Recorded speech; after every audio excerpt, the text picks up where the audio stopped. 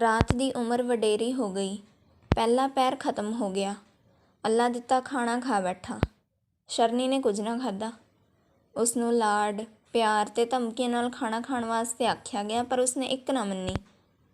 ਅੱਲਾ ਦਿੱਤਾ ਨੂੰ ਪਤਾ ਨਹੀਂ ਕੀ ਸੁੱਝੀ, ਉਸਨੇ ਸ਼ਰਨੀ ਨੂੰ ਇੱਕ ਕਮਰੇ ਵਿੱਚ ਬੰਦ ਕਰ ਦਿੱਤਾ। ਕਮਰਾ ਵੀ ਐਸਾ ਸੀ ਜਿਸ ਵਿੱਚੋਂ ਕੋਈ ਲੱਖ ਯਤਨ ਕਰਨ 'ਤੇ ਵੀ ਨਹੀਂ ਸੀ ਨਿਕਲ ਸਕਦਾ। ਉੱਚੀ ਛੱਤ ਸੀ, ਫਰਸ਼ ਪੱਕਾ ਸੀ, ਅੰਦਰ ਸਮਾਨ ਕੁਝ ਨਹੀਂ ਸੀ। 2 ਕੁ ਸਫ਼ਾਂ ਪਈਆਂ ਹੋਈਆਂ ਸਨ। ਉਹ ਕਮਰਾ ਅਸਲ ਵਿੱਚ ਅੱਲਾ ਦਿੱਤੇ ਨੇ ਬੰਦੀਖਾਨਾ ਮਿਥਿਆ ਹੋਇਆ ਸੀ। ਆਪਣੇ ਦੁਸ਼ਮਣਾਂ ਨੂੰ ਉੱਥੇ ਰੱਖਦਾ ਤਾਂ ਕਿ ਆਪਣੀਆਂ ਅੱਖਾਂ ਦੇ ਸਾਹਮਣੇ ਦੁਸ਼ਮਣਾਂ ਨੂੰ ਭਿਆਨਕ ਤਸੀਹੇ ਦੇ ਕੇ ਮਰਵਾਵੇ। ਪਠਾਨ ਨੂੰ ਆਪਣੇ ਬਲ ਉੱਤੇ ਹੰਕਾਰ ਸੀ। ਸ਼ਰਨੀ ਨੂੰ ਡਰਾ ਕੇ ਨਰਮ ਕਰਨ ਬਦਲੇ ਅੱਲਾ ਦਿੱਤੇ ਨੇ ਉਸਨੂੰ ਅੱਡ ਬੰਦ ਕਰ ਦਿੱਤਾ। ਸ਼ਰਨੀ ਨੂੰ ਚੰਗਾ ਹੋ ਗਿਆ। ਉਸਨੇ ਸੋਚਿਆ, ਰਾਤ ਲੰਘੇ, ਦਿਨੇ ਜੋ ਬੀਤੇਗੀ ਦੇਖੀ ਜਾਵੇਗੀ। ਸਫ਼ ਉੱਤੇ ਬੈਠ ਗਈ। ਹਨੇਰਾ ਘੁੱਪ ਸੀ। ਪਾਪੀਆਂ ਨੇ ਦੀਵੇ ਦੀ ਲੋਅ ਨਾ ਕੀਤੀ। ਹਨੇਰੇ ਵਿੱਚ ਉਸਨੂੰ ਆਪਣਾ ਆਪ ਵੀ ਨਹੀਂ ਸੀ ਦਿਸਦਾ। ਸ਼ਰਨੀ ਦੀਆਂ ਅੱਖਾਂ ਹਨੇਰੇ ਵਿੱਚ ਬਿੱਲੀ ਵਾਂਗ ਚਮਕਦੀਆਂ ਸਨ, ਪਰ ਉਹਨਾਂ ਅੱਖਾਂ ਨੂੰ ਅੱਗੋਂ ਨਜ਼ਰ ਕੁਝ ਨਹੀਂ ਸੀ ਆਉਂਦਾ। ਉਸਦੇ ਮਨ ਦੀਆਂ ਅੱਖਾਂ ਖੁੱਲ੍ਹੀਆਂ ਸਨ। ਕਲਪਨਾ ਸ਼ਕਤੀ ਤੇਜ਼ ਸੀ।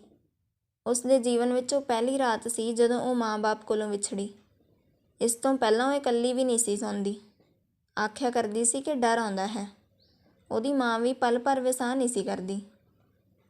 ਸ਼ਰਨੀ ਸੋਚਦੀ ਸੀ ਕਿ ਮਾਂ-ਬਾਪ ਤਾਂ ਧੀ ਤੋਰ ਕੇ ਉਦਾਸ ਹੋਣਗੇ, ਆਖਦੇ ਹੋਣਗੇ ਕਿ ਉਹਨਾਂ ਦੀ ਧੀ ਸਹੁਰੇ ਘਰ ਗਈ ਹੈ।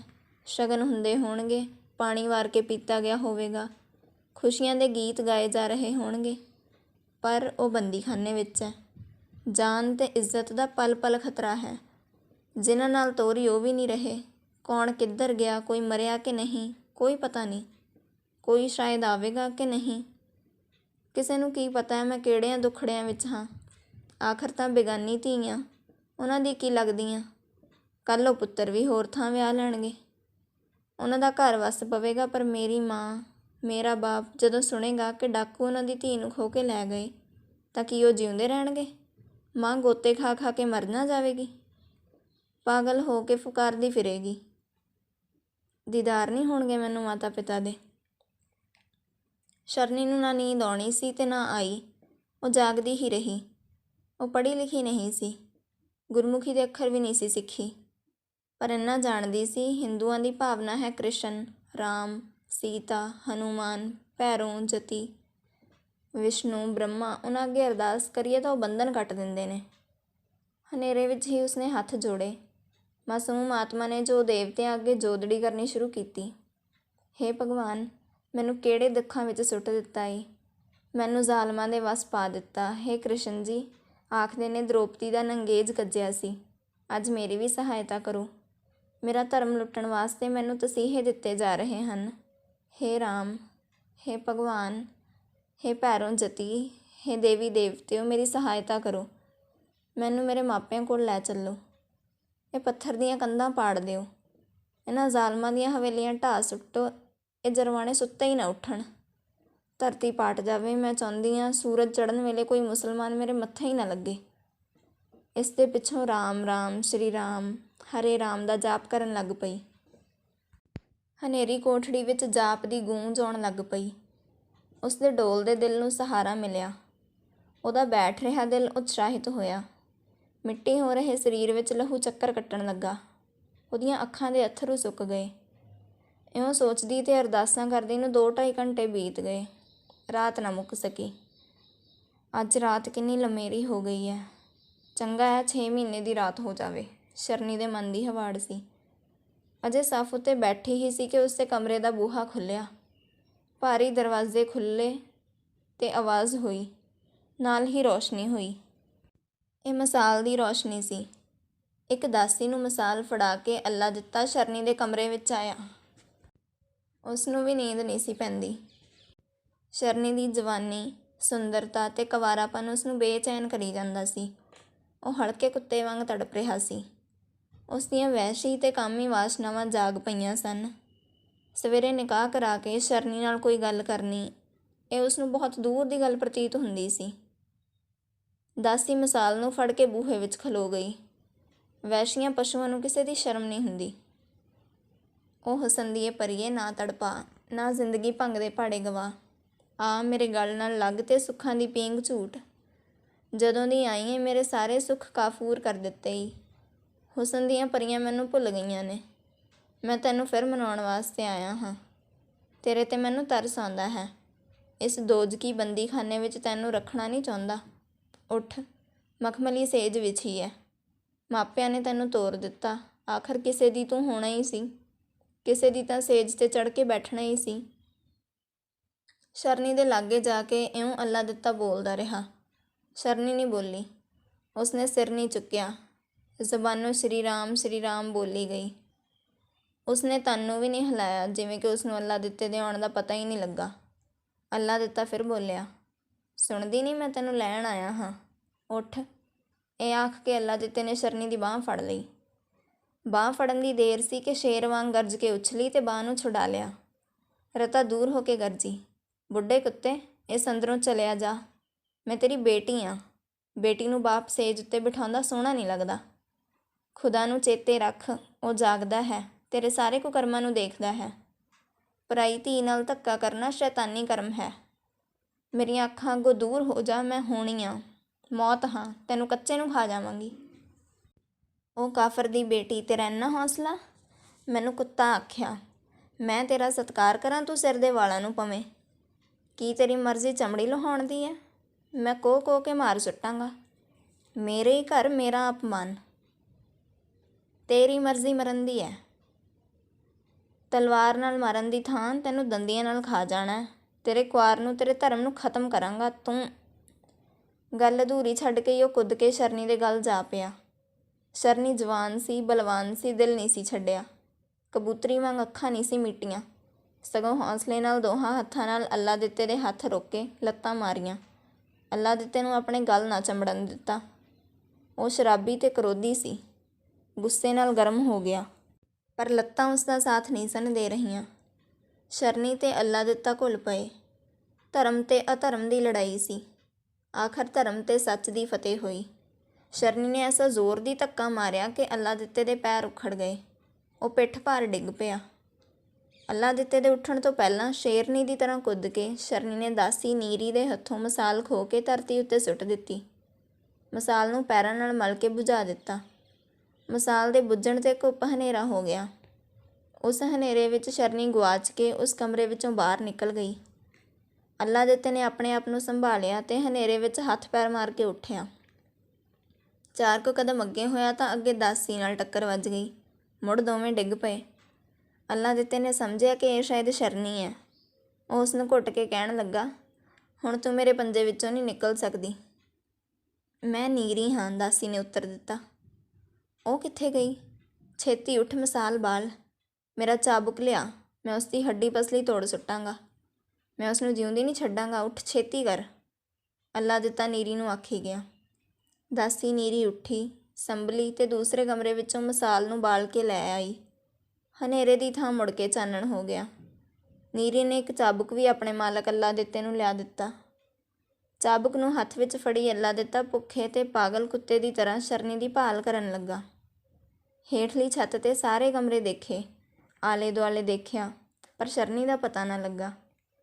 ਉਹ ਹੈਰਾਨ ਸੀ ਕਿ ਕਿੱਧਰ ਉੱਡ ਗਈ। ਹਵੇਲੀ ਦੀਆਂ ਉੱਪਰਲੀਆਂ ਛੱਤਾਂ ਦੇਖਣ ਵਾਸਤੇ ਪੌੜੀਆਂ 'ਤੇ ਚੜ੍ਹੇ। ਅਜੇ ਕੋਠੇ ਉੱਤੇ ਪੈਰ ਰੱਖਿਆ ਹੀ ਸੀ ਕਿ ਘੋੜਿਆਂ ਦੀਆਂ ਟਾਪਾਂ ਦਾ ਖੜਾਕ ਸੁਣਾਈ ਦਿੱਤਾ। ਘੋੜੇ ਵੀ ਬਹੁਤ। ਉਹ ਬਾਜ਼ਾਰ ਵਿੱਚ ਦੀ ਹਵੇਲੀ ਨੂੰ ਆ ਰਹੇ ਸਨ। ਉਸਨੇ ਖਲੋ ਕੇ ਆਵਾਜ਼ ਲਈ। ਸੁੰਬਾਂ ਦੀ ਟਪ ਟਪ ਟਪ ਟਪ ਨੇੜੇ ਆ ਗਈ। ਉਸਨੂੰ ਸ਼ਰਨੀ ਦੀ ਭਾਲ ਭੁੱਲ ਗਈ, ਆਪਣੀ ਜਾਨ ਦਾ ਫਿਕਰ ਪੈ ਗਿਆ। ਉਸਦੇ ਕੰਨਾਂ ਨੇ ਸੁਣਿਆ, ਇਹੋ ਸਾਹਮਣੀ ਹਵੇਲੀ ਹੈ, ਇਸ ਨੂੰ ਘੇਰ ਲਵੋ, ਦਰਵਾਜ਼ੇ ਤੋੜ ਦਿਓ। ਅੱਲਾ ਦਿੱਤੇ ਨੂੰ ਜਿਉਂਦਿਆਂ ਫੜਨਾ ਹੈ। ਸ਼ਾਬਾਸ਼ ਜਵਾਨੋ, ਸ਼ਾਬਾਸ਼। ਹੈਂ, ਮੇਰੇ ਦੁਸ਼ਮਣ ਕੌਣ? ਕਾਫਰੀ ਨਾ ਆ ਗਏ ਹੋਣ? ਪਰ ਕਿੱਥੋਂ? ਇਉਂ ਸੋਚਦਾ ਉਹ ਹੇਠਾਂ ਉਤਰ ਗਿਆ। ਉਸ ਦੀ ਨੇਬਤ ਖਤਰੇ ਦਾ ਅਲਾਰਮ ਸੀ। ਹਵੇਲੀ ਦੇ ਸਾਰੇ ਵਸਨੀਕ ਜਾਗ ਪਏ। ਜਿਸ ਕੋਲ ਜੋ ਹਥਿਆਰ ਸੀ ਉਹਨਾਂ ਨੂੰ ਫੜ ਕੇ ਖਤਰੇ ਦਾ ਮੁਕਾਬਲਾ ਕਰਨ ਵਾਸਤੇ ਤਿਆਰ ਹੋ ਕੇ ਚੌੜੇ ਚੱਕਰ ਵਿੱਚ ਆਣ ਇਕੱਠੇ ਹੋਏ। ਰੌਲਾ ਪੈ ਗਿਆ। ਦਰਵਾਜ਼ੇ ਟੁੱਟਣੇ ਸ਼ੁਰੂ ਹੋ ਗਏ। ਫੜ ਲਵੋ, ਮਾਰ ਦੇਵੋ, ਦੁਸ਼ਮਣ ਆ ਗਿਆ, ਉਈ ਮੈਂ ਮਰ ਗਿਆ। ਇਹ ਸਾਰੀਆਂ ਆਵਾਜ਼ਾਂ ਨੇ ਪਹਾੜ ਦੀ ਚੁੱਪ ਨੂੰ ਤੋੜ ਦਿੱਤਾ। ਪਿੰਡ ਵਾਲੇ ਜਾਗ ਪਏ। ਥੋੜ੍ਹੇ ਜਿਹੇ ਗੱਭਰੂ ਲੜਨ ਨੂੰ ਤਿਆਰ ਹੋਏ, ਦੂਸਰੇ ਕੋਈ ਅੰਦਰ ਹੀ ਵੜ ਰਹੇ ਤੇ ਕੁਝ ਪਿੰਡ ਛੱਡ ਕੇ ਤੁਰ ਗਏ। ਜੋ ਲੜਨ ਵਾਸਤੇ ਆਏ ਉਹ ਸਿੰਘਾਂ ਦੀ ਮਾਰ ਨਾ ਝੱਲ ਸਕੇ। ਕੁਝ ਮਰ ਗਏ, ਕੁਝ ਫੱਟੜ ਹੋ ਕੇ ਜਿੱਧਰੋਂ ਆਏ ਸੀ ਉੱਧਰ ਹੀ ਮੁੜ ਗਏ। ਹਵੇਲੀ ਦਾ ਦਰਵਾਜ਼ਾ ਟੁੱਟ ਗਿਆ। ਅੱਲਾ ਦਿੱਤੇ ਨੂੰ ਇਸ ਦਰਵਾਜ਼ੇ ਉੱਤੇ ਬੜਾ ਮਾਣ ਸੀ। ਉਹ ਆਖਿਆ ਕਰਦਾ ਸੀ ਕਿ ਹਵੇਲੀ ਦੀਆਂ ਕੰਧਾਂ ਭਾਵੇਂ ਟੁੱਟ ਜਾਣ ਪਰ ਇਹ ਦਰਵਾਜ਼ਾ ਦੁਸ਼ਮਣ ਕੋਲੋਂ ਨਹੀਂ ਟੁੱਟ ਸਕਦਾ। ਸ੍ਰੀ ਗੁਰੂ ਗੋਬਿੰਦ ਸਿੰਘ ਜੀ ਦੇ ਖਾਲਸੇ ਦੀ ਮਾਰ ਉਹ ਲੱਕੜੀ ਤੇ ਲੋਹੇ ਦਾ ਦਰਵਾਜ਼ਾ ਨਾ ਸਹਿ ਸਕਿਆ। ਚੂਲਾਂ ਟੁੱਟ ਗਈਆਂ, ਫੱਟੇ ਦੜ ਕਰਕੇ ਕੰਧ ਵਾਂਗ ਧਰਤੀ ਉੱਤੇ ਡਿੱਗ ਪਏ। ਕਿਰਪਾਨਾਂ ਸੂਤ ਕੇ ਸਿੰਘ ਅੱਗੇ ਵਧੇ। ਅੱਲਾ ਦਿੱਤੇ ਦੇ ਆਦਮੀ ਮੁਕਾਬਲਾ ਕਰਨ ਦੀ ਥਾਂ ਸਭ ਲੁਕ ਗਏ। ਸਿੰਘਾਂ ਨੇ ਪਟਿਆਂ ਤੋਂ ਫੜ ਕੇ ਅਤੇ ਧੂ ਧੂ ਕੇ ਬਾਹਰ ਕੱਢੇ।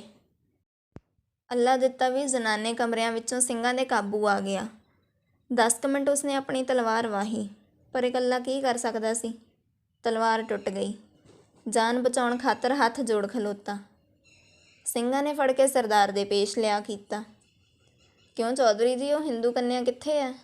ਸਿੱਖ ਸਰਦਾਰ ਪਹਾੜਾ ਸਿੰਘ ਨੇ ਪੁੱਛਿਆ। ਉਹ ਆਦਮੀ ਕਿਹੜੇ ਨੇ ਜਿਨ੍ਹਾਂ ਨੇ ਬਰਾਤ ਲੁੱਟੀ ਸੀ?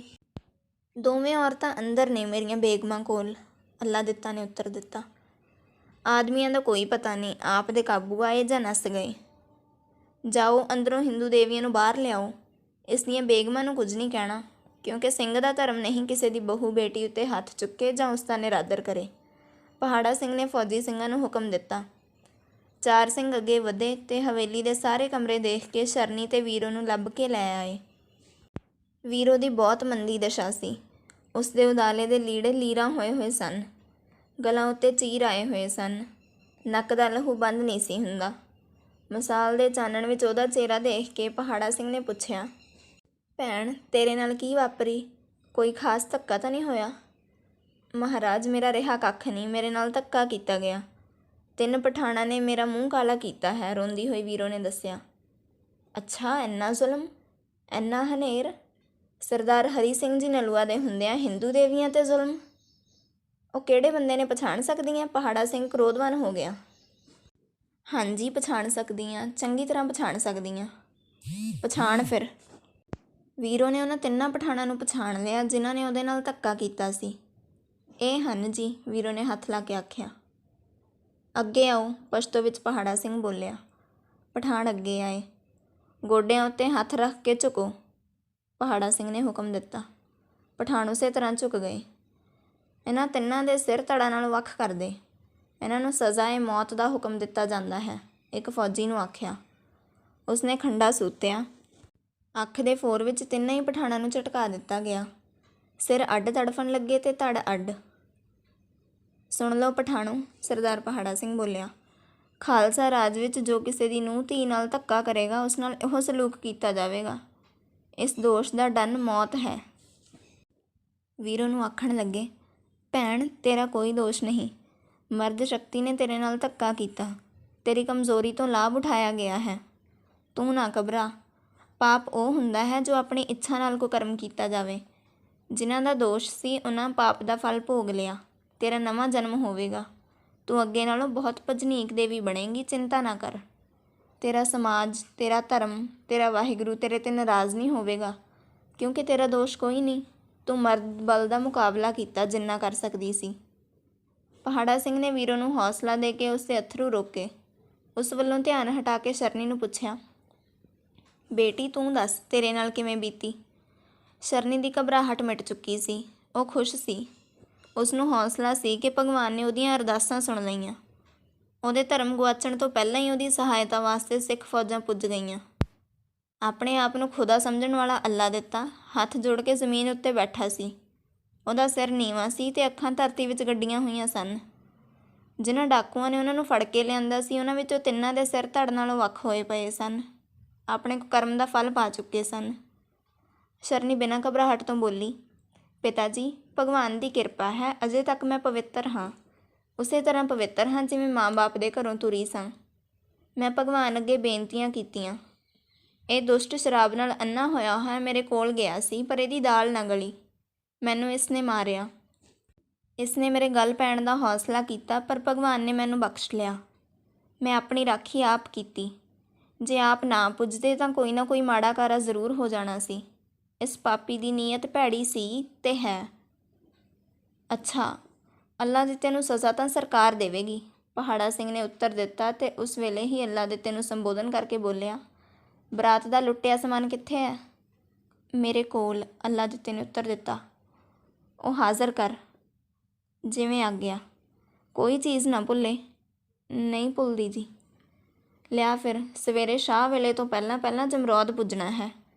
ਸਰਦਾਰ ਦਾ ਹੁਕਮ ਹੈ, ਜੇ ਦੇਰ ਹੋਈ ਤਾਂ ਹੋਰ ਫੌਜ ਆਵੇਗੀ।